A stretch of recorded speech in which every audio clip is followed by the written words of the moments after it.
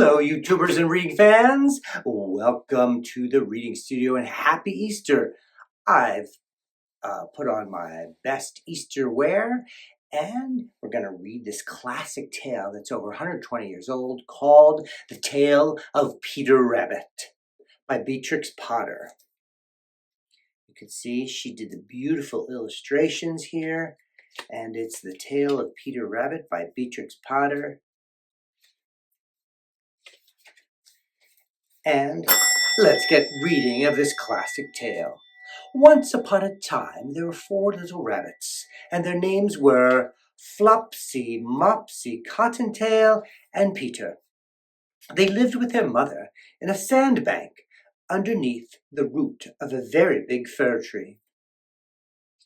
"Now, my dears," said old Mrs. Rabbit one morning, "you may go into the fields or down the lane, but don't go into Mr. McGregor's garden.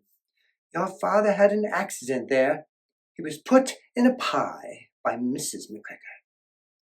Now run along and don't get into mischief. I am going out." Then old Mrs. Rabbit took a basket and her umbrella and went through the wood to the baker's. She bought a loaf of brown bread and 5 currant buns. Flopsy, Mopsy, and Cottontail, who were good little bunnies, went down the lane to gather blackberries. But Peter, who was very naughty, ran straight away to Mr. McGregor's garden and squeezed under the gate. First, he ate some lettuces and some French beans, and then he ate some radishes. And then, feeling rather sick, he went to look for some parsley. But round the end of the cucumber frame, whom should he meet but Mr. McGregor? Mr. McGregor was on his hands and knees planting out young cabbages, but he jumped up and ran after Peter, waving a rake and calling out, "Stop, thief!" Peter was most dreadfully frightened. He rushed all over the garden, for he had forgotten the way back to the gate. He lost one of his shoes among the cabbages, and the other shoe amongst the potatoes. After losing them, he ran on 4 legs and went faster, so that I think he might have got away altogether if he had not unfortunately ran into a gooseberry net and got caught by the large buttons on his jacket. It was a blue jacket with brass buttons, quite new. Peter gave himself up for lost and shed big tears, but his sobs were overheard by some friendly sparrows, who flew to him in great excitement and implored him to exert himself. Mr. McGregor came up with a sieve, which he intended to pop upon the top of Peter, but Peter wriggled out just in time, leaving his jacket behind, and rushed into the tool shed and jumped into a can. It would have been a beautiful thing to hide in if it had not had so much water in it. Mr. McGregor was quite sure that Peter was somewhere in the tool shed, perhaps hidden underneath a flower pot. He began to turn them over carefully, looking under each. Presently, Peter sneezed. "Shoot!" Mr. McGregor was after him in no time,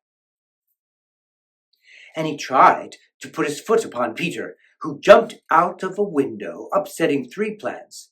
The window was too small for Mr. McGregor, and he was tired of running after Peter. He went back to his work. Peter sat down to rest. He was out of breath and trembling with fright, and he had not the least idea which way to go.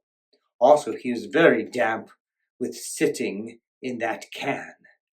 After a time, he began to wander about, going lippity-lippity, not very fast, and looking all around. He found a door in a wall, but it was locked, and there was no room for a fat little rabbit to squeeze underneath. An old mouse was running in and out over the stone doorstep, carrying peas and beans to her family in the wood. Peter asked her the way to the gate, but she had such a large pea in her mouth that she could not answer. She only shook her head at him. Peter began to cry. Then he tried to find his way straight across the garden, but he became more and more puzzled. Presently, he came to a pond where Mr. McGregor filled his water cans. A white cat was staring at some goldfish. She sat very, very still, but now and then the tip of her tail twitched as if it were alive.